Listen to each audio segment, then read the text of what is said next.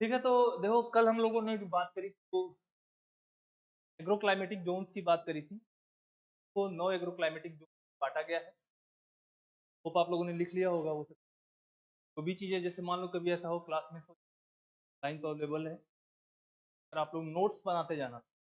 देखो स्पेशल में यही काम आएगा आपको नोट। बाकी जगह पे जैसे आप ढूंढो कहीं किताब वगैरह में आपको मिलेगा जरूर, टॉपिक आपको मिल जाएगा, लेकिन डिटेल में नहीं मिलेगा, या कुछ कुछ आपको मिसिंग लगेगा वहां पे कि हाँ इतना अच्छे तरीके से फॉर्म नहीं किया गया है जिससे मेंस के आंसर लिखे जा सके। आप लिख कर आओगे तो एवरेज मार्किंग जैसा हो जाए। जो मैं आपको नोट्स बनवा रहा हूँ वो उससे अगर प्रिपेयर करोगे तो आपको बाकियों से अच्छा मिलेगा वहाँ। बाकी आप लोग धीरे धीरे पढ़ोगे तो नॉलेज होता चला जाएगा। कुल मिलाकर आप मेंस में अच्छा लिख पाओगे। ठीक है, थोड़ी सी हम बात करते हैं क्लाइमेट चेंज और उत्तर प्रदेश के बारे में। क्लाइमेट चेंज का उत्तर प्रदेश के ऊपर क्या प्रभाव है, क्लाइमेट चेंज होता क्या है पहले तो ये। क्लाइमेट चेंज होता है long term the weather pattern. क्या होता है? Long term shift weather pattern, यानी कि लंबे समय में जैसे 20 सालों के अंदर अगर जो आपका एक मौसम जिस तरीके से चल रहा है, एक पैटर्न बना हुआ है, उसका क्रम बना हुआ है, क्रम में परिवर्तन हो जाए तो हम क्या बोलेंगे? Climate change. लाइक में परिवर्तन हो जाए, प्रेसिपिटेशन में चेंजेस हो जाए, आपके विंड फ्लो में चेंजेस हो जाए, कुछ टेम्परेचर में कुछ क्या हो जाए? चेंजेस हो जाए। तो ये जो चेंजेस होंगे, इन्हीं चेंजेस को हम क्या बोलेंगे? क्लाइमेट चेंज कहा जाए। क्या है क्लाइमेट चेंज? क्या होता है? उत्तर प्रदेश की अगर हम बात करें तो रिसेंटली हमने ये देखा है उत्तर प्रदेश में पिछले 50 सालों में जो एवरेज टेम्परेचर है 0.7 डिग्री एवरेज टेम्परेचर, पूरे साल का जो एनुअल एवरेज टेम्परेचर दिया जाता है पिछले 50 सालों में कितना बढ़ गया है? 0.7 डिग्री। और ये जो आज देखने में ऐसा लगता है कि 0.7 डिग्री सेल्सियस ही है, लेकिन ये अपने आप में एक बड़ी मात्रा है। तो टेम्परेचर के बढ़ने से हर चीज में परिवर्तन आता है। विंड पैटर्न में परिवर्तन आता है, प्रेशर जो बेल्ट होते हैं परिवर्तन आता है, स्टेशन में चेंजेस होते हैं, तो बहुत सारी चेंजेस होते हैं। और इस टेम्परेचर चेंज होने की वजह से बहुत सारे परिवर्तन लाइक प्रेसिपिटेशन, यानी वर्षा जिस तरीके उस वर्षा के पैटर्न में चेंज आया है। विंटर्स जो थोड़ा सा बड़े होते थे वो और शॉर्ट होते जा रहे हैं, और जो आपका समर है वो क्या होता जा रहा है? लंबा होता जा रहा है, लॉन्ग समर जा रहे हैं। और हीट वेव जो है, टेम्परेचर राइज हो रहा है, हीट वेव अब एक्सट्रीम की तरफ चले जा रहे हैं। तो ये सारे आपका क्या है? क्लाइमेट चेंज का जो यूपी के अंदर हमको दिखाई पड़ रहा है और यूपी के ऊपर प्रभाव पड़ रहा है। और देखो एक बच्चों बात जानना है हमें, क्लाइमेट चेंज से सबसे ज्यादा प्रभावित होने वाले क्षेत्रों में से उत्तर प्रदेश, क्योंकि उत्तर प्रदेश एक तो सब ट्रॉपिकल रीजन में आता है और सब tropical region already extreme condition face करता है। वहाँ पे विंटर्स भी ज्यादा होंगी और समर भी क्या होते हैं? बहुत ही extreme, बताया था आप लोगों को। लेकिन यहाँ पर क्या होगा? ये तो है, साथ में क्लाइमेट चेंज की वजह से बाढ़ जैसी समस्या, फ्लडिंग, ग्लेशियर का बहुत तेजी से पिघलना, से नदियों में ज्यादा पानी का हो जाना सकता है। और साथ में अगर ग्लेशियर्स पिघल गए, आने वाले 100 सालों में ऐसा भी हो सकता है कि हमारी रिवर्स हैं वो रिवर क्या हो जाए? ड्राई हो जाए। तो फिर हमारे एग्रीकल्चर के ऊपर प्रॉब्लम। और उत्तर प्रदेश की 70% जो जनसंख्या है वो एग्रीकल्चर पे डिपेंड है। तो इंडिया में अगर देखोगे तो फिर दिखाई पड़ता है, लेकिन केवल यूपी की बात करें तो 70% एग्रीकल्चर से वहां पे एम्प्लॉयड है। तो एक बड़ी जनसंख्या जो है वो के अनएम्प्लॉयड होने की या डिसगाइज्ड अनएम्प्लॉयमेंट होने की संभावना है। यानी काम तो वो कर रहा है लेकिन प्रोडक्टिविटी क्या बोलते हैं? डिसगाइज्ड अनएम्प्लॉयमेंट का। तो यानी जैसे खेत के अंदर कोई काम कर रहा है, 1 बीघा खेत है उसमें 5 लोग भी काम कर रहे हैं तो भी उतना ही उत्पादन होगा, और 1 लोग भी काम कर रहे हैं तो भी उतना ही उत्पादन हो रहा है। क्या बोलते हैं? डिसगाइज्ड अनएम्प्लॉयमेंट का। तो इस तरीके की चीजें यहाँ पे बढ़ेंगी। इसी तरीके से खास करके बुंदेलखंड के अंदर अगर देखा जाए तो यहाँ पे 40% रेन डिफिसिट है 2020 के अंदर। इसी तरीके से जो हमारे कुछ जिले हैं जो कि आपके तराई क्षेत्र में आते हैं, वहां पे हमको फ्लड कंडीशन देखने को मिला है, काफी फ्लड वहां पे देखने। दोनों ही चीजें, ड्रॉट और प्लस रेन, दोनों ही एक्सट्रीम कंडीशन में हो रहा है। टेम्परेचर वो भी एक्सट्रीम कंडीशन में। तो इन सब चीजों से क्लाइमेट चेंज से उत्तर प्रदेश का क्या है? ज्यादा पड़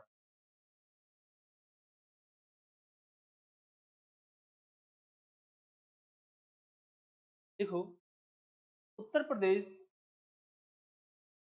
situated in subtropical region, उत्तर हाँ? इसके बाद रिवर बात करेंगे।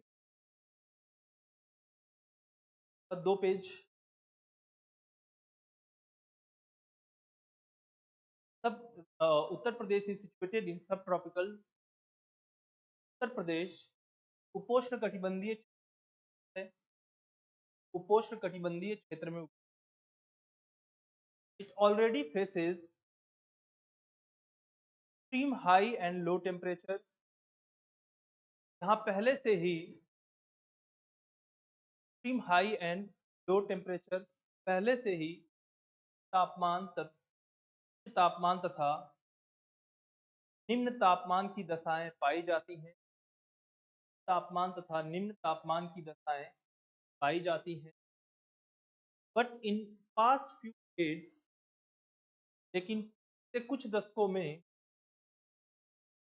दशकों में क्लाइमेट चेंज जलवायु परिवर्तन के कारण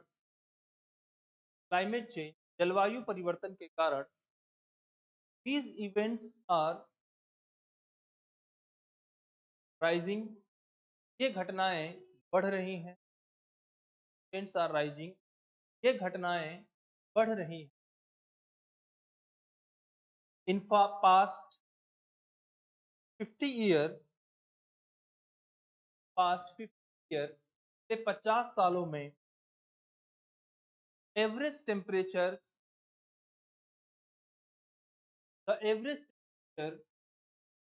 have risen approximately 0.7 degrees Celsius. Average temperature have risen approximately 0.7 degree. औसत तापमान 0.7 डिग्री बढ़ गया है। ब्रैकेट में लिखिए अकॉर्डिंग टू आईएमडी के अनुसार। अकॉर्डिंग टू आईएमडी का मतलब इंडियन मेट्रोलॉजिकल डिपार्टमेंट, भारतीय मौसम विभाग, Indian meteorological department. Summers are becoming hotter, गर्मियां और गर्म होती जा रही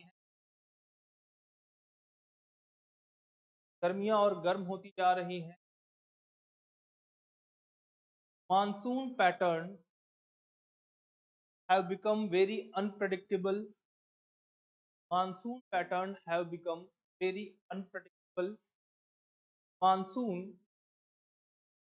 मानसून अत्यधिक जटिल हो गया है।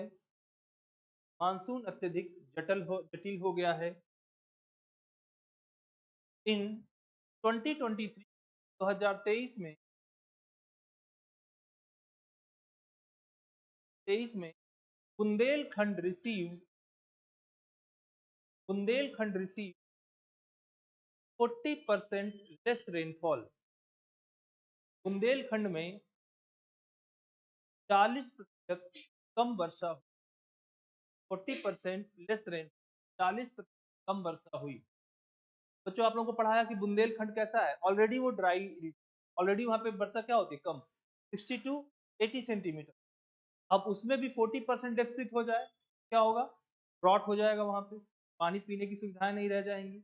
और ऊपर से हीट वेव से सबसे ज्यादा प्रभावित भी कौन होता है, बुंदेलखंड होता है। वहां पे कैसी कंडीशन दिखाई पड़ेगी, फिर बहुत ही कंडीशन दिखाई पड़ेगी। सिमिलरली अगर हम बात करें तो 2023 की ही बात करते हैं। एक तो यहाँ पे बुंदेलखंड में ये घटनाएं चल रही हैं, वहीं पे जो ईस्टर्न डिस्ट्रिक्ट्स हैं हमारे, जैसे बलरामपुर, लखीमपुर, बहराइच, इन सब जिलों में तीव्र बाढ़ आ गए, है ना। तो यहाँ पे भी बहुत सारा लॉस होगा। देखो एट द सेम टाइम उसी समय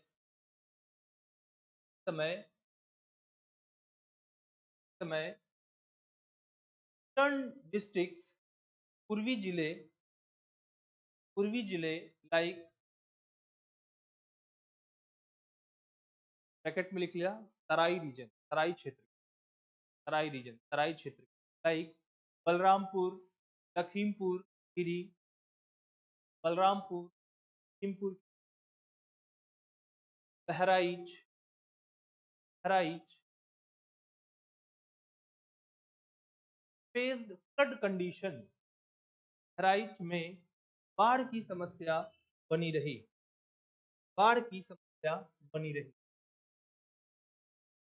ये देखो, आपको एक मैंने जनरल इंट्रोडक्शन दिया कि किस तरीके से क्लाइमेट चेंज का प्रभाव उत्तर प्रदेश। अब हम थोड़ा सा बात करते हैं कि एग्रीकल्चर और वाटर स्ट्रेस के ऊपर थोड़ी सी हम बात कर लेते हैं यहाँ पे। तो बच्चों, उत्तर प्रदेश की जैसा मैंने बताया कि 70% जो पॉपुलेशन है पे डिपेंड करता है, एग्रीकल्चर पे डिपेंड करता है। और अगर क्लाइमेट चेंज, अच्छा एक बात जानो, हमारा जो क्रॉप होता है या एग्रीकल्चर जो कृषि करते हैं वो हाईली डिपेंड होता है क्लाइमेट के ऊपर। क्लाइमेट की वजह से ही हम अलग अलग प्रकार की फसल हिसाब से लगाते हैं। क्लाइमेट चेंज होता है तो उसका प्रभाव सबसे पहले क्रॉप्स के ऊपर पड़ेगा, और क्रॉप्स के ऊपर प्रभाव पड़ेगा, और क्रॉप प्रोडक्शन अगर कम होता है तो फिर किससे प्रभाव पड़ेगा? फूड सिक्योरिटी के ऊपर। और आप लोग भी जानते हैं उत्तर प्रदेश की पॉपुलेशन पूरे देश के अंदर सबसे ज्यादा है, तो एक बड़े पॉपुलेशन को खाना खिलाना भी है उत्तर प्रदेश के अंदर। तो ये फूड सिक्योरिटी, और एक चीज देखो, हर चीज कनेक्टेड होती है। अगर फूड सिक्योरिटी में प्रॉब्लम हुई यानी चीजें महंगी हो, और महंगी होगी तो फिर इन्फ्लेशन बढ़ जाएगा, महंगाई बढ़ जाएगा। जब भी देखो हमारे देश के अंदर अगर एग्रीकल्चर प्रोडक्शन कम होता है, हर चीज के जो रेट होते हैं ना थोड़े थोड़े बढ़ जाते हैं, क्योंकि सबसे प्राइमरी नीड वो है क्या? फूड है। और फूड अगर महंगी होती है, हर चीज, लेबर महंगा हो जाएगा, लेबर महंगा हो जाएगा तो जो लोग भी काम करवा रहे हैं तो ज्यादा पैसे देने पड़ेंगे, तो और दूसरे प्रोडक्ट के दाम भी क्या करेंगे? वो बढ़ा देंगे। तो इस तरीके की सिचुएशन देखने को मिलेगी। हेडिंग डाल लो, एग्रीकल्चर एंड वाटर स्ट्रेस तथा जल समस्या, एग्रीकल्चर एंड वाटर स्ट्रेस तथा जल समस्या।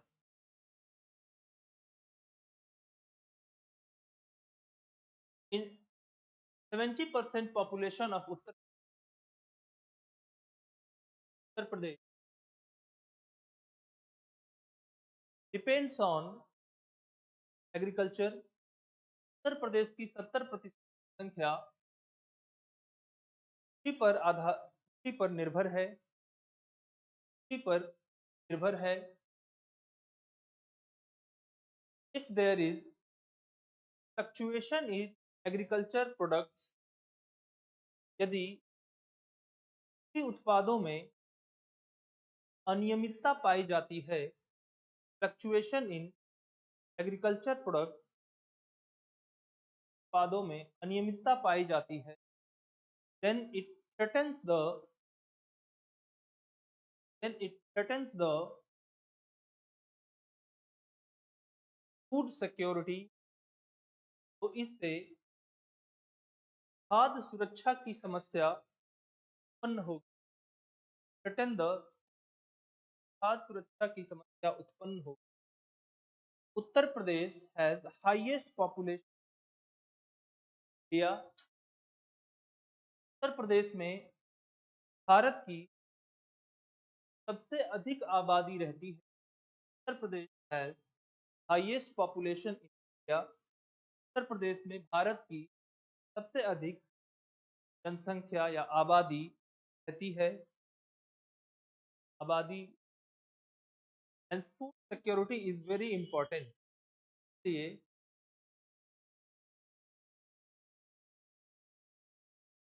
खाद्य सुरक्षा अत्यधिक महत्वपूर्ण है। अब देखो बच्चों, उत्तर प्रदेश डिपार्टमेंट ऑफ एग्रीकल्चर है एक, और उत्तर प्रदेश डिपार्टमेंट ऑफ एग्रीकल्चर ये बताता है 2020 से लेकर 23 के बीच आपके दो इंपॉर्टेंट फूड क्रॉप्स हैं जिसमें व्हीट और पैडी। हमारे यहाँ, अच्छा, इंडिया का स्टेपल खाया जाता है पैडी यानी राइस थी। ज्यादातर पूरे भारत में क्या खाया जाता है? राइस। रोटी, ये जो चपाती बेल्ट या रोटी बेल्ट है ना, ये थोड़ा उत्तर प्रदेश, पंजाब, हरियाणा, दिल्ली, राजस्थान वाला क्षेत्र है, ये क्षेत्र है। बाकी अगर आप देखो तो खास करके हम जहाँ पे हम लोग भी रहते हैं, लखनऊ हो गया या ईस्टर्न यूपी हो गया, यहाँ पे लोग चावल खाना भी पसंद करते हैं, भी खाते हैं, चावल भी खाते हैं। लेकिन जैसे जैसे ईस्ट की तरफ आप मूव करते जाओगे, चावल जो है वो बढ़ता जाएगा। साउथ की तरफ जैसे जैसे मूव करते जाओगे, फिर वो चावल बढ़ता चला जाएगा। तो अगर, और ये दोनों क्या है, सबसे इंपॉर्टेंट फूड चेन्स हैं। तो अगर दोनों में अगर सोचो, अगर 20% अगर कमी आ जाती है, और उत्तर प्रदेश वीट का सबसे ज्यादा प्रोडक्शन करता है, ये फूड सिक्योरिटी के लिए क्या हो जाएगा, प्रॉब्लम क्रिएट। किसानों की आय कम हो जाएगी, आय कम होगी तो फिर तो रूरल लाइवलीहुड, खास करके सबसे ज्यादा प्रभाव कहाँ पड़ता है, रूरल लाइवलीहुड के ऊपर ज्यादा प्रभाव पड़ेगा। अच्छा, अगर रूरल लाइवलीहुड के ऊपर प्रभाव पड़, देखो हर चीज कनेक्टेड होता है बच्चों। आप जब एग्जाम में लिखो ना, तो ऐसे क्रम करके लिखो। अब रूरल लाइवलीहुड पे प्रभाव पड़ेगा तो उसका इम्पैक्ट कहाँ दिखाई पड़ेगा, उसका इम्पैक्ट दिखाई पड़ेगा शहरों पे। कैसे दिखाई पड़ेगा, कि रूरल एरिया से लोग माइग्रेट करके कहाँ जाएंगे, शहरों में जाएंगे। शहरों के ऊपर जो प्रेशर है, पॉपुलेशन का प्रेशर है, वो बढ़ जाएगा। और शहर के अंदर आप जानते हो हर चीज की एक व्यवस्था होती है, एक पर्टिकुलर पॉपुलेशन के लिए एक पाइपलाइन बिछाई जाती है, यहाँ से पानी जाएगा, गैस जाएगा, काफी सारी चीजें। सडनली अगर पॉपुलेशन बढ़ने लगे तेजी के साथ, तो रहने की समस्या हो जाएगी। रहने की समस्या होगी तो क्या क्रिएट होंगे, स्लम्स क्रिएट होते हैं। तो स्लम में जानते हो कि हाइजीन प्रॉब्लम बहुत ज्यादा होती है, और फिर से स्वास्थ्य समस्या, सब कुछ क्या होता है, कनेक्ट होते जाता है। तो ये प्रॉब्लम क्रिएट हो सकती है।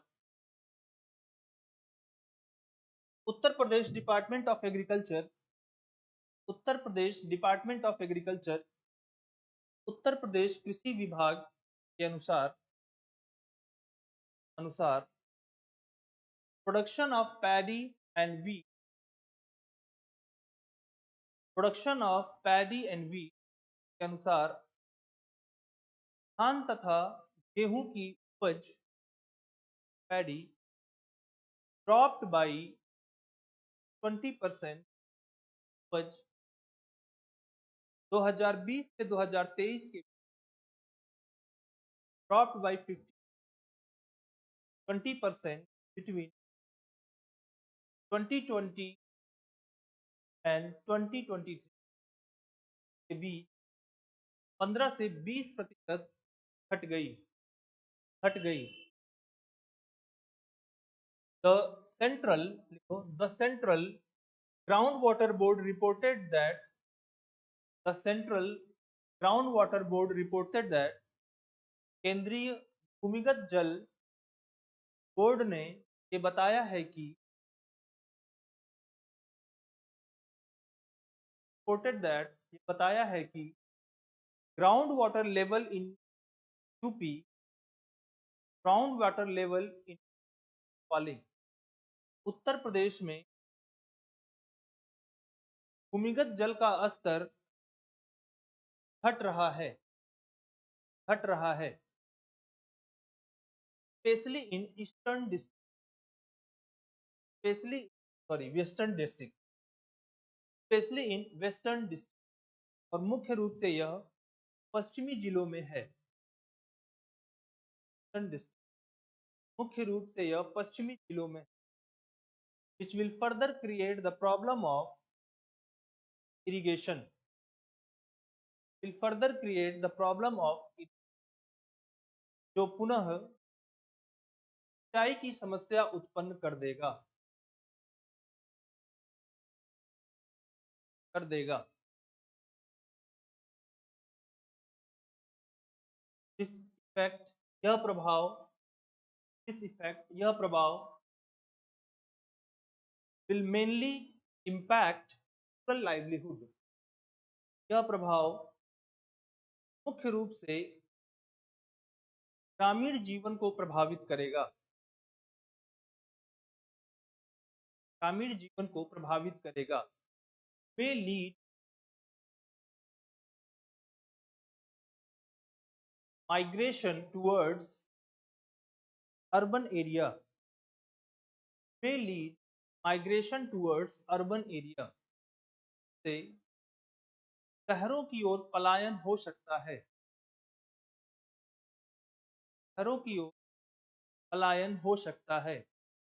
Further cause stress, will further cause, से पुनः समस्या में वृद्धि,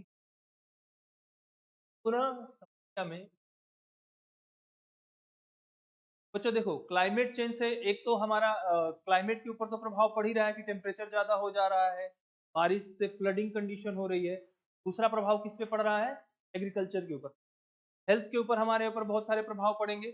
हेल्थ का क्या प्रभाव पड़ेगा?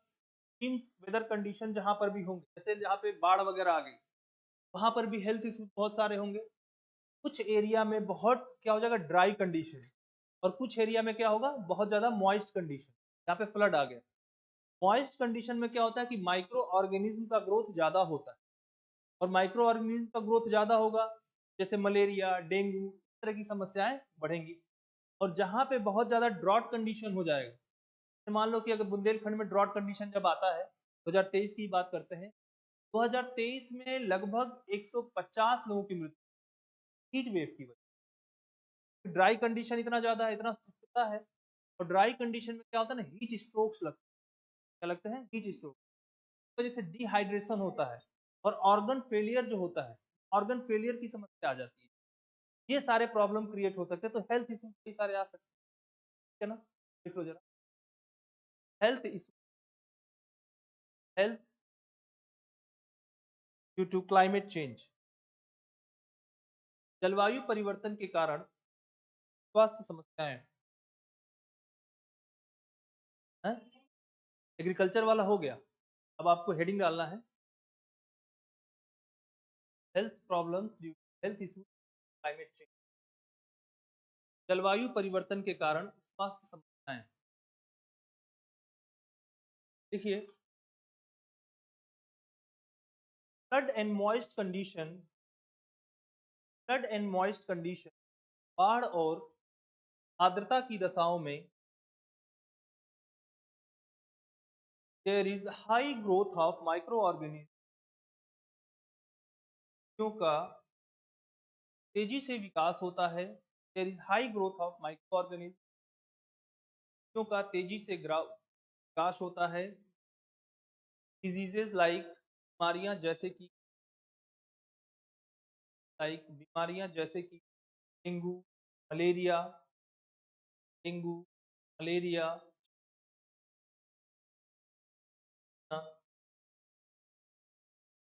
इंक्रीजेज, बढ़ जाती हैं, बढ़ जाती हैं।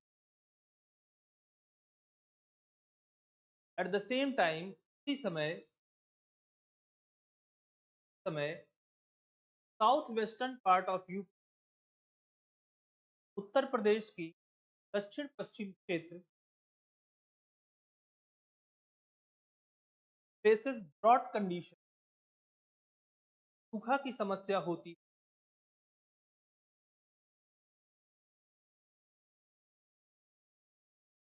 And conditions like heat strokes, condition like heat strokes और हीट स्ट्रोक जैसी समस्याओं के कारण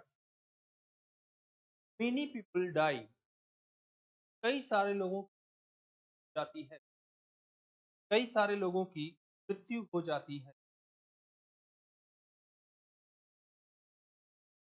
एक्सट्रीम वेदर कंडीशन, तीव्र मौसमी दशाएं, reduces the working hour reduces the working hour of people, लोगों के कार्य करने के घंटे को कम कर देती, लोगों को के कार्य करने के घंटे को कम कर देती। एक एक चीज से सब कुछ लिंक है। देखो, हमेशा कभी भी पढ़ो ना, चीजों को सोचा करो, लिंक करो एक दूसरे से। लाइक एक्सट्रीम वेदर कंडीशन होगा, मान लो कि लू चल रहा है, तो सुबह में गए 9 बजे के बाद घर में घुस गए, और फिर शाम को निकल रहे 5 बजे। ये जो दिन का समय खास करके काम करने का समय होता है, और इसी समय पे अगर काम नहीं किया, क्या होगा फिर? ये लॉस ऑफ वर्किंग आवर। और इससे सीधा इंपैक्ट किसके ऊपर पड़ेगा? इकोनॉमी के ऊपर, है ना? शहरों में तो फिर भी लोग जो है चल लेते हैं कई बार, बड़ी बड़ी, हालांकि टेम्परेचर यहाँ भी बहुत हाई होता है, लेकिन लू जैसी हीट वेव जो होती है ना, इतना हार्श कंडीशन होता है कि बहुत बड़ी बड़ी बिल्डिंगें हैं, बिल्डिंगों से वो लू वाला चीज तो रुक जाता है। अभी टेम्परेचर बहुत, वेन रूरल एरिया की अपेक्षा यहाँ पे टेम्परेचर और ज्यादा हाई हो जाता है। और इस टेम्परेचर हाई सब यूज किया था अर्बन हीट आइलैंड्स, क्या बोलते हैं, अर्बन हीट आइलैंड्स कहा जाता है। यानी अर्बन एरिया जो पर्टिकुलर है वहाँ का टेम्परेचर बाकी एरिया से क्या रहता है, ज्यादा रहता है। बिल्डिंग की वजह से हवाओं की स्पीड थोड़ी कम होती है, तो आपको डायरेक्ट तेज हवाएं नहीं बहुत ज्यादा लगेंगी जैसे कि गांव वगैरह में लगती है। टेम्परेचर ज्यादा होने की वजह से हाइड्रेशन होगा वो बहुत ज्यादा होगा, और उसका इम्पैक्ट काफी देखने को मिलेगा। अभी देखा भी होगा कुछ दिन पहले इतना ज्यादा टेम्परेचर था कि तो मत कि हालत खराब हो जाए आदमी। कई लोगों को कई सारे बच्चे हमको ऐसे थे, जिन्होंने बताया कि सर देखिए स्किन बर्न हो गया है। हमने कहा यार तुम इंडिया में रहते हो, तुमको स्किन बर्न हो गया बताओ, इसका मतलब तुम घर में ज्यादा रहे हो, बाहर कम निकले। भाई हम लोग इंडिया वालों के साथ एक चीज है, नेचुरली जो है ऐसा मिला हुआ कि हमारे शरीर के अंदर मात्रा में होता है, इसकी वजह से क्या होता है वो हीट एब्जॉर्ब कर लेता है। तो लेकिन अब जो घर ही में रह जाए वो कभी जाएगा ही नहीं, तो उसमें मिलेनिन पिगमेंट उतना डेवलप नहीं होंगे, तो वो हीट बर्न हो गया ही उसको। अलग अलग समस्या बच्चों देखो, इतनी सारी समस्या है तो गवर्नमेंट भी तो कुछ कर रही होगी ना समझने के लिए, क्योंकि गवर्नमेंट को भी समझ में आ रहा है कि तो बाकी तो ठीक है प्रॉब्लम, लेकिन हेल्थ, क्रॉप प्रोडक्शन घट रहा है, लोगों की अगर डेथ हो रही है तो उसको एक तरीके से इनडायरेक्टली गवर्नमेंट को जिम्मेदार मान लिया जाता है, डायरेक्टली डायरेक्टली जैसे भी मान लिया। आपको मैं बताऊं, आप लोग डिस्ट्रिक्ट मजिस्ट्रेट बन के, एसडीएम बन के चले जाओगे जहाँ पे, अगर किसी व्यक्ति की आपके भूख के कारण हो जाती है, you are the responsible person. पृथ्वी भूख के कारण क्यों हो गई, तुम कर क्या रहे थे? हाँ हाँ, उसका फंडामेंटल राइट है, उसको खाना चाहिए। तुम जो है उसको भूख से वो मर जा रहा है वो बेचारा, हेल्थ कंडीशन भी वो फंडामेंटल राइट के अंदर है। आपसे सवाल हो जाएंगे भाई ऐसा क्या था, खाना नहीं पहुंच रहा, सरकार कितनी योजनाएं चल रही, सबको फ्री में खाना दिया, उसको क्यों नहीं खाना मिला? इसके अलावा ठंड से किसी की मौत हो जाए तो डीएम को जिम्मेदार माना जाता है कि तुम कर क्या रहे थे, तो जो है कंबल क्यों नहीं बांटेगी, कुछ किया क्यों नहीं। आप देखो जब भी ठंडियां आती है तो रेन बसेरे बनाए जाते हैं डीएम, और पूरा अखबार में निकलता है कि यहाँ रेन बसेरा है, जाके यहाँ पे सो, सड़कों पे। कई कारण है ना, रेन बसेरे में चोरी हो जाती है, वहाँ पे अलग अलग टाइप के लोग आते हैं, सो गए आप, पता चला कि जो है गायब। हर लोग मिले थे हम, बेचारे गए थे एग्जाम देने, तो कहा कि भैया गए थे एग्जाम देने, देखा रेन बसेरा है, वहाँ पे कंबल कंबल भी मिल रहा था, हम चले गए, और सुबह तो हमारा पर्स ही गायब हो गया है। तो जब पैसे वैसे जाओ घर तो चले जाओ, बाकी बाद में देख। ठीक है, तो यहाँ पर हम थोड़ा सा गवर्नमेंट रिस्पॉन्स की बात कर लेते हैं, गवर्नमेंट का रिस्पॉन्स क्या है। चलो, गवर्नमेंट रिस्पॉन्स एंड एडॉप्टेशन,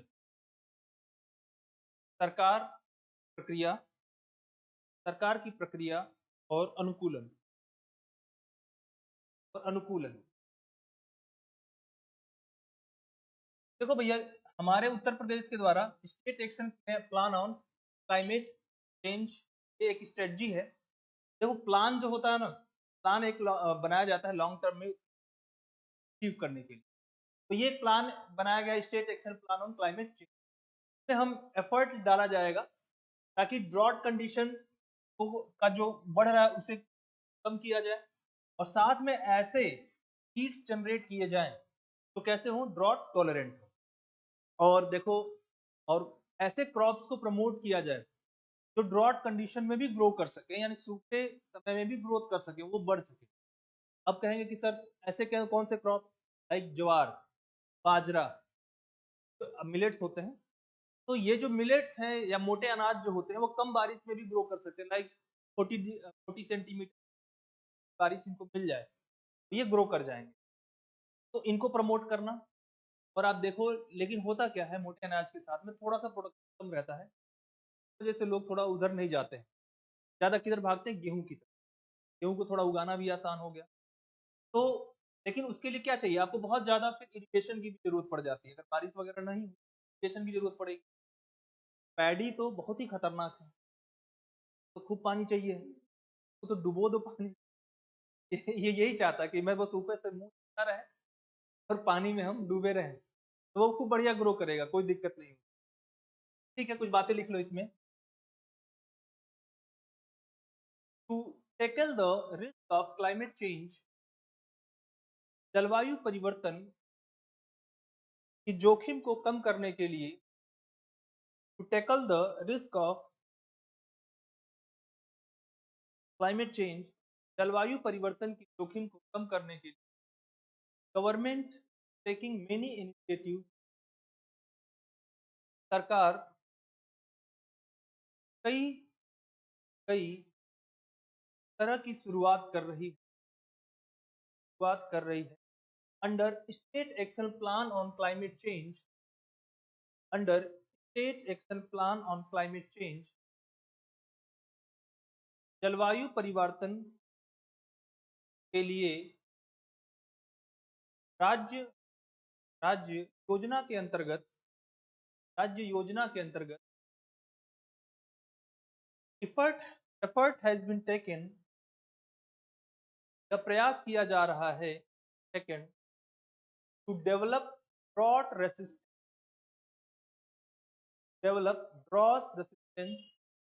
हुआ है, ड्रॉट टॉलरेंट या रेसिस्टेंस, ड्रॉट रेसिस्टेंस के लिए सूखे में भी बढ़ने वाले का प्रयोग किया जाए, इंस्टॉलेशन ऑफ माइक्रो इरिगेशन, छोटे छोटे सिंचाई परियोजनाएं लगाना, इंस्टॉलेशन ऑफ माइक्रो इरिगेशन, छोटे छोटे सिंचाई परियोजनाएं लगाना, एफॉरेस्टेशन, वनीकरण करना, अफॉरेस्टेशन, वनीकरण करना। दो शब्द ही होता है बच्चों, एक शब्द होता है अफॉरेस्टेशन और एक शब्द होता है reforestation and deforestation is different thing, deforest तो काट रहे हो। दो शब्द होता है, एक होता है अफॉरेस्टेशन और एक होता है रिफॉरेस्टेशन। क्या अंतर होता है इसमें? हाँ, रिफॉरेस्टेशन वो होता है कि जहाँ पे पहले फॉरेस्ट है उसको काट दिया गया है तो वहीं पे फिर से प्लांट करके उसको वापस से फॉरेस्ट बना, क्या बोलते हैं? Reforestation.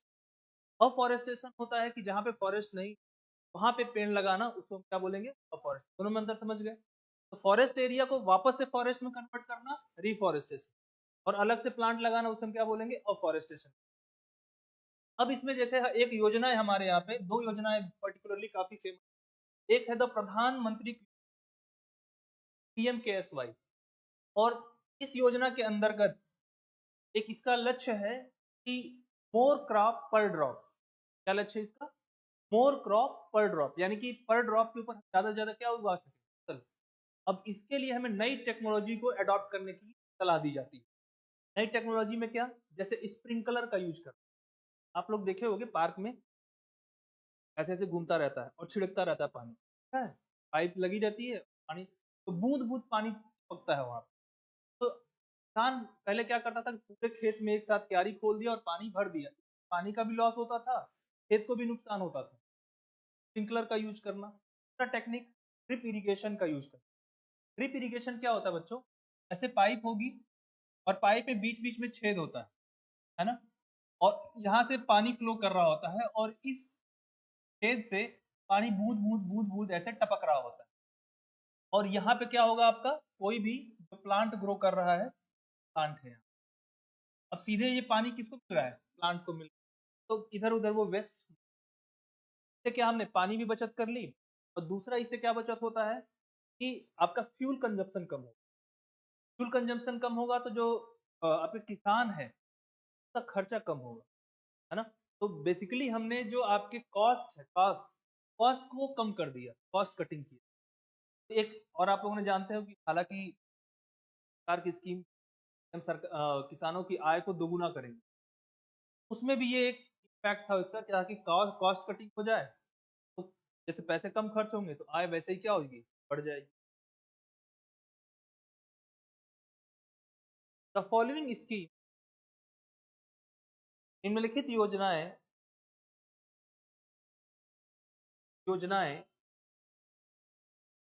have been initiated the impact of climate change following has been created to reduce the impact of climate change. जलवायु परिवर्तन के प्रभाव को कम करने के लिए निम्नलिखित योजनाएं चलाई गई हैं। प्रधानमंत्री कृषि सिंचाई योजना, प्रधानमंत्री कृषि सिंचाई योजना, ये हिंदी या अंग्रेजी, प्रधानमंत्री कृषि सिंचाई, अंडर विच के अंतर्गत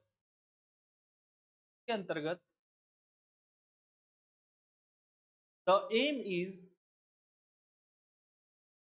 produce more crop per drop, के अंदर लक्ष्य है कि under which the aim is produce more crop per drop, के अंदर लक्ष्य है कि प्रत्येक बूंद पर अधिक फसल उगाना, अधिक फसल उगाना। और दिस इसके लिए government is promoting irrigation through sprinkler and drip irrigation,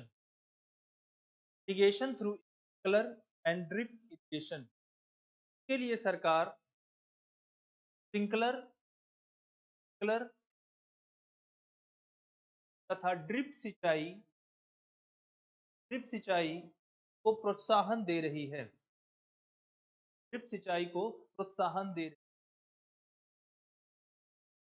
soil health, paragraph change कर लो। Soil health card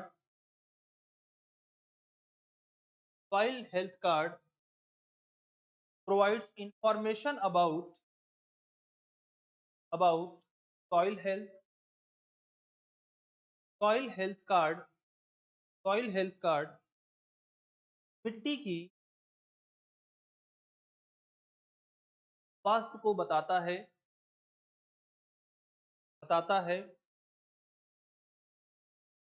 which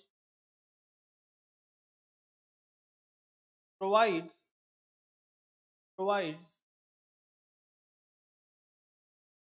nutritional information farmer, जो किसान को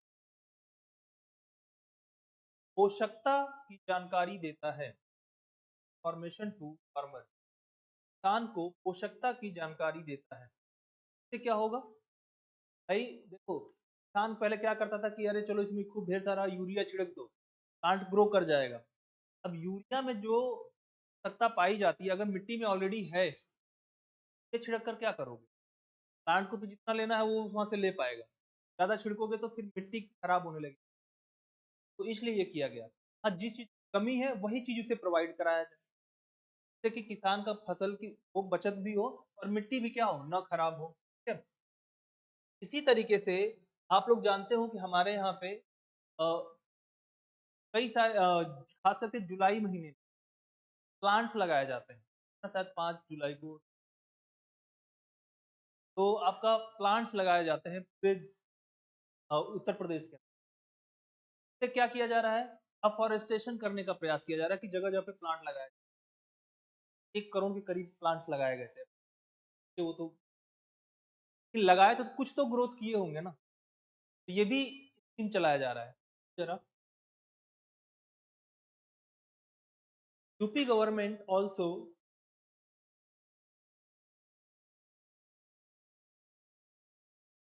plant various in monsoon. Uttar Pradesh monsoon के समय बहुत सारे पेड़ भी लगाती है,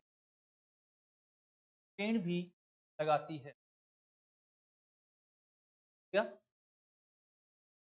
अब देखो इसमें से 15 लाख है ना, सैंपलिंग का मतलब होता है जो पेड़ के छोटे डाले जाते हैं ना, ग्रो करके छोटा छोटा पौधा बनता है, क्या बोलते हैं, सैंपलिंग। तो ऐसे 15 लाख सैंपलिंग कहाँ लगाया गया था, बुंदेलखंड एरिया में 2023। अब ये प्लांट लगाने से क्या होगा, ये जो हीट वेव है, हीट वेव का इम्पैक्ट क्या होगा, कम होगा। प्लांट क्या करते हैं, एक तो जो भी हवाएं आएंगी उनको थोड़ा सा रोकेंगे।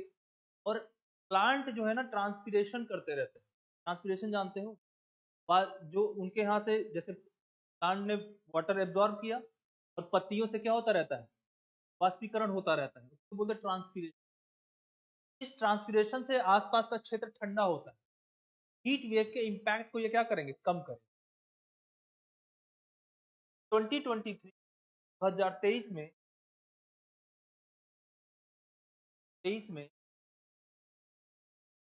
15 lakh saplings were planted across Bundelkhand.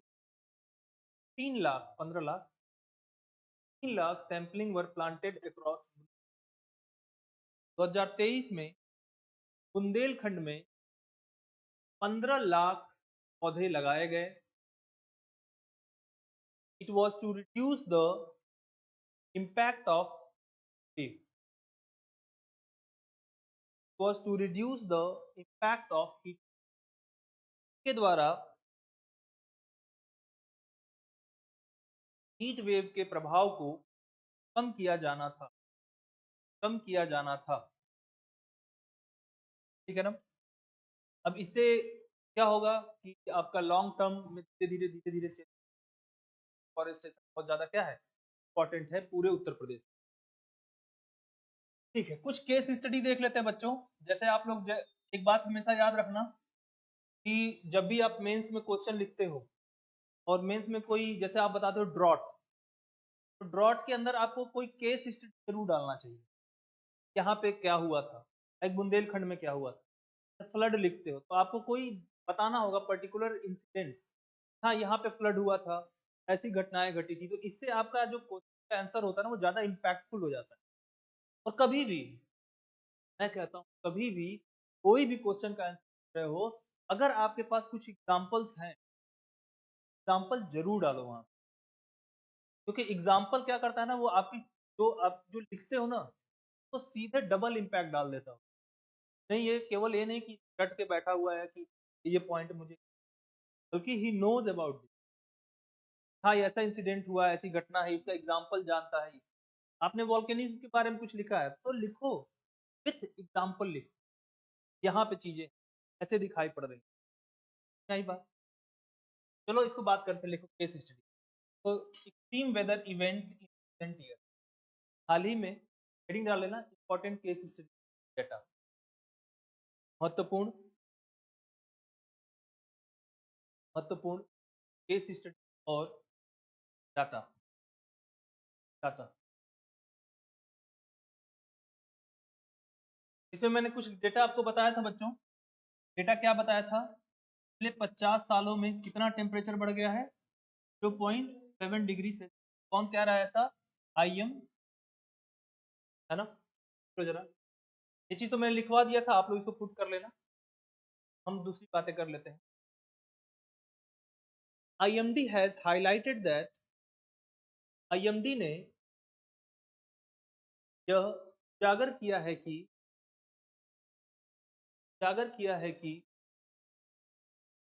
Extreme events are increasing in Uttar Pradesh. Uttar Pradesh में तीव्र मौसमी घटनाएं बढ़ती जा रही हैं। तीव्र मौसमी घटनाएं बढ़ती, वेदर कंडीशन, मौसमी घटनाएं बढ़ती जा रही हैं। अब देखो क्या इन्होंने बताया, 2021 में फ्लड आया, और कहां पर आया, ये ईस्टर्न जो आपका उत्तर प्रदेश है। अच्छा देखो, फ्लड वाला मैंने एरिया बताया भी था आपको, फ्लड वाला एरिया कौन सा है, तराई वाला रीजन और ईस्टर्न यूपी में आपको बलरामपुर, बहराइच, लखीमपुर, आपके कुशीनगर आ गया, आपका आपका बलिया हो गया, आपका गोरखपुर हो गया, ये सब जो जिले दिखाई पड़ रहे हैं, यहाँ पे ज्यादा क्या आती, बाढ़ की समस्या।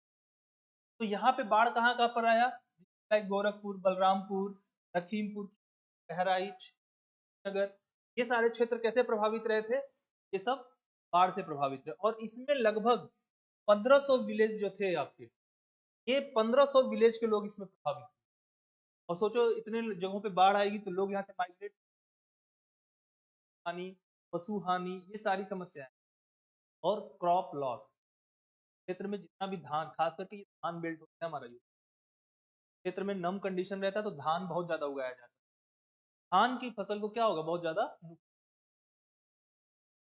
इन 2021, 2021 में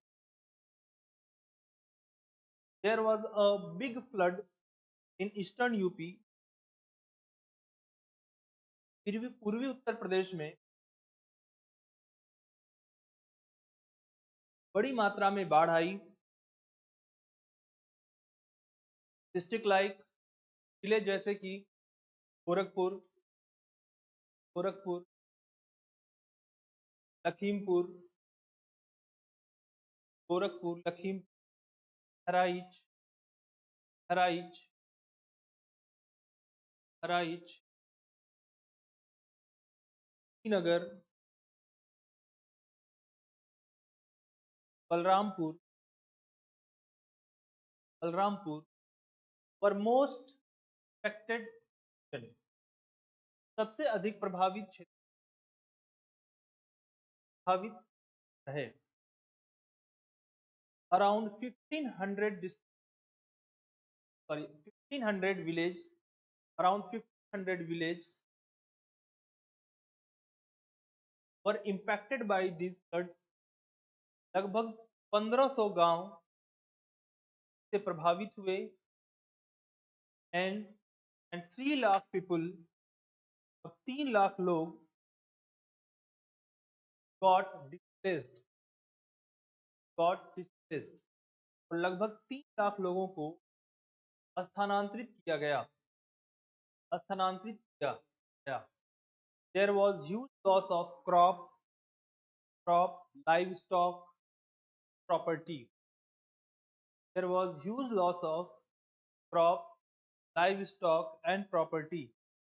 यहाँ पे पशुधन, पशुधन, फसल, फसल और संपत्ति की अत्यधिक नुकसान हुआ, ठीक है ना। तो इससे क्या हुआ, हमें समझ में आया कि हमारा जो ये रीजन है बहुत ज्यादा क्या है, वोलेटाइल रीजन। देख लो, hence this region is very volatile, volatile and directly impacted by the monsoon। यह क्षेत्र अत्यधिक अस्थिर है, is very volatile and impacted by monsoon। यह क्षेत्र अत्यधिक अस्थिर है और इस पर मानसून का प्रभाव रहता है, वापस से आ जाते हैं बच्चों। 2023 का जो हीट वेव जो बुंदेलखंड के अंदर आया, मैंने आपको बताया था 2023 में बुंदेलखंड वाले रीजन में जो रेनफॉल था ये 40% कम हो गया था, 40% लगभग कम हो गया था। और इसकी वजह से यहाँ पे जो आपका टेम्परेचर है, तो एक तो ये था, और साथ में इसकी समय हीट वेव की समस्या। एक तो पानी वैसे ही नहीं बारिश हो रही, बाद में बारिश होती है, पानी वैसे ही नहीं है। और उसके पहले क्या आया, हीट वेव। और हीट वेव की वजह से टेम्परेचर जो है वो 46 से ज्यादा हो गई। और जब देखो 46 डिग्री सेल्सियस से ज्यादा हो जाए तो हम क्या बोलेंगे उसको, कहीं भी जहाँ पे एवरेज टेम्परेचर 40 की हो, क्या डिग्री से अंतर रखें। अगर कहीं पे जैसे average temperature of the month अगर उससे 6 डिग्री सेल्सियस कर जाए टेम्परेचर, क्या बोलेंगे, हीट वेव कहने लगे। कहीं का एवरेज टेम्परेचर अगर 30 ही है और उस मंथ में वहां पे एवरेज टेम्परेचर क्या हो गया, 36 डिग्री सेल्सियस, हम क्या बोलेंगे अब उसको, ये हीट। तो यहाँ पर ऐसा ही कंडीशन दिखाई पड़ा। और खास करके कौन प्रभावित होगा, बुंदेलखंड में कौन कौन से जिले आ जाएंगे, ललितपुर, झांसी, चित्रकूट, महोबा, हमीरपुर, ये सारे जो जिले हैं क्या हो गए, इससे प्रभावित हो जाएंगे। इन 2023, 2023 में there were extreme conditions of heat wave की अत्यधिक समस्या हुई लाइक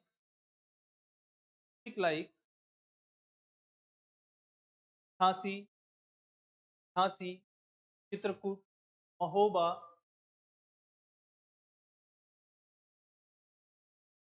जैसे कि Jhansi, Mahoba, recorded temperature more than 46 degree Celsius, Mahoba 40 degree Celsius से अधिक तापमान दर्ज किया गया।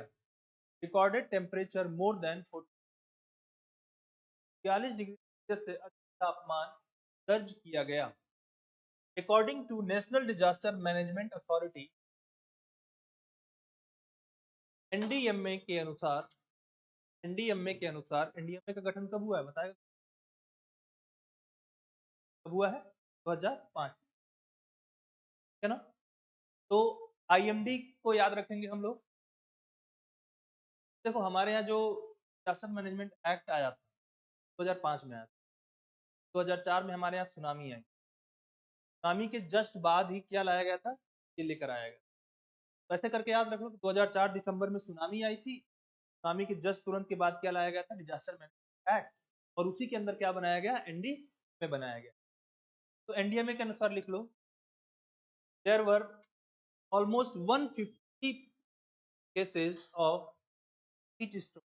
There were almost 150 cases of heat के अनुसार लगभग 150 हीट स्ट्रोक के मामले सामने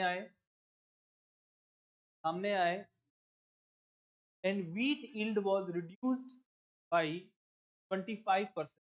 Wheat yield was reduced by 25%, और गेहूं की उपज 25% कम हो गई। अब ये कम क्यों हो जाएगी? सोचो गेहूं की, यार हीट वेव है, तो हीट वेव क्या करेगी? मॉइस्चर को और कम कर देगी, आर्द्रता और कम हो जाएगी, पानी नहीं मिलेगा तो पानी नहीं मिलेगा, ड्रॉट कंडीशन। अगेन पुनः this region faced 40% reduction in rainfall. पुनः इस क्षेत्र में 40% कम वर्षा हुई। faced 40% reduction in rainfall, पुनः इस क्षेत्र 40% कम वर्षा हुई। Hence there was a drought condition, ये यहाँ पे सूखे की समस्या बढ़ गई। सूखे की समस्या बढ़ गई। क्या जानते हो क्या हुआ था? यहाँ पे ये समस्या हो गई करते लोगों को टैंकर से भर भर के पानी पहुंचाना पड़ा। स्पेशल एक ट्रेन भी बनाएगी ताकि इस क्षेत्र में वहां पे पानी पहुंचाया जा सके। लोगों ने अपने पशुओं को छोड़ दिया कि जाओ कहीं से पानी वो प्राप्त कर लगे। ऐसा सूखा आता है भाई, खुद के पीने के लिए पानी नहीं, पशु को पानी के जानवर को कहाँ से पिलाएगा? और बड़ी बड़ी लाइन, लोग लड़ाई करते हुए, ऐसी कंडीशन नजर आई थी। सोचो बहुत बुरा कंडीशन होता। देखो ड्यू टू विच, जिसके कारण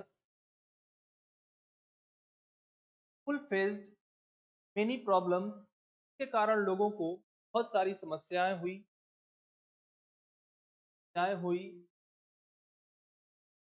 लाइक लाइक लाइक लॉन्ग, लंबी लाइनें लगाना, long Q eight hand pumps, लंबी लाइनें लगाना, हैंड पंप पर भीड़ लग जाना, टैंकर्स फॉर वाटर, जल के लिए टैंकर्स का प्रयोग करना,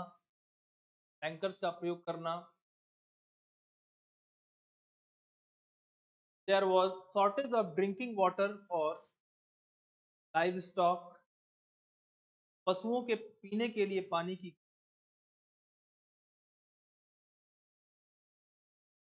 shortage of water for livestock, पशुओं के पानी पीने के लिए होना।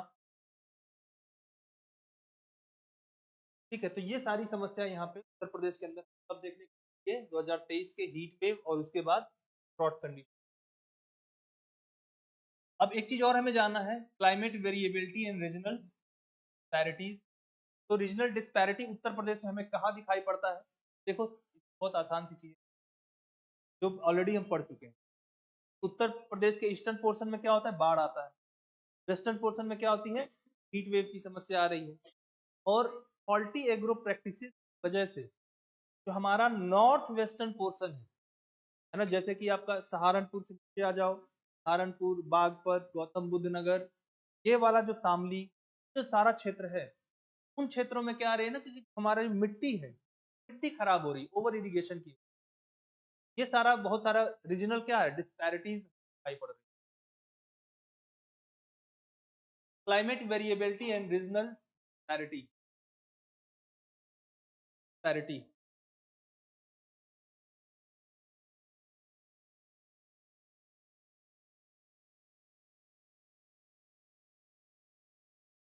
The western portion, southwestern portion,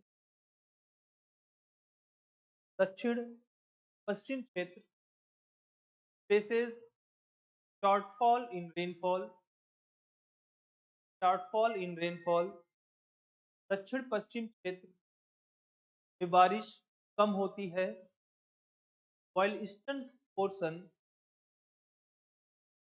faces excess rainfall, जबकि पूर्वी क्षेत्र में बारिश ज्यादा होती, बारिश ज्यादा होती,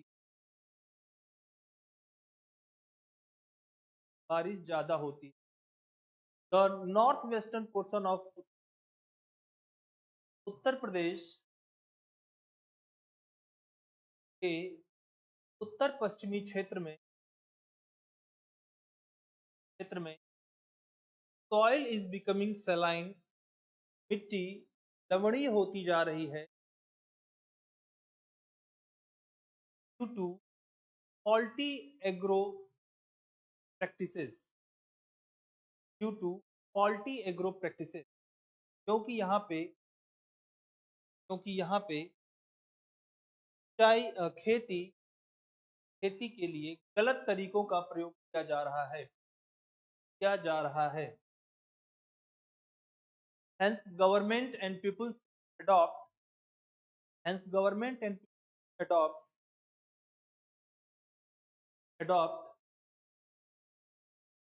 localized strategy, ये सरकार तथा लोगों को स्थानीय स्तर पे योजनाएं बनाना होगा। लोकलाइज्ड स्ट्रेटजी, स्थानीय स्तर पे योजनाएं बनाना होगा। इन विच में role of gram sabha and panchayat, role of gram sabha and panchayat will be very important. Gram sabha तथा पंचायत भूमिका अत्यधिक महत्वपूर्ण हो जाती है, अत्यधिक महत्वपूर्ण हो जाती है। ठीक है बच्चों, तो हम लोगों ने क्लाइमेट कंप्लीट कर, कल हम लोग मिलेंगे तो रिवर्स के बारे में चर्चा। देखो क्लाइमेट के लिए मैंने टाइम लिया है काफी, क्योंकि अब देखो क्लाइमेट से एक क्वेश्चन आएगा मेंस में, बात है चाहे क्लाइमेट चेंज करके आए, जो क्लाइमेट कंडीशंस पूछे, एक तो क्वेश्चन रहेगा क्लाइमेट से, ठीक है ना। कल हम लोग रिवर्स की बात करेंगे। तो आज की class, thank you so much.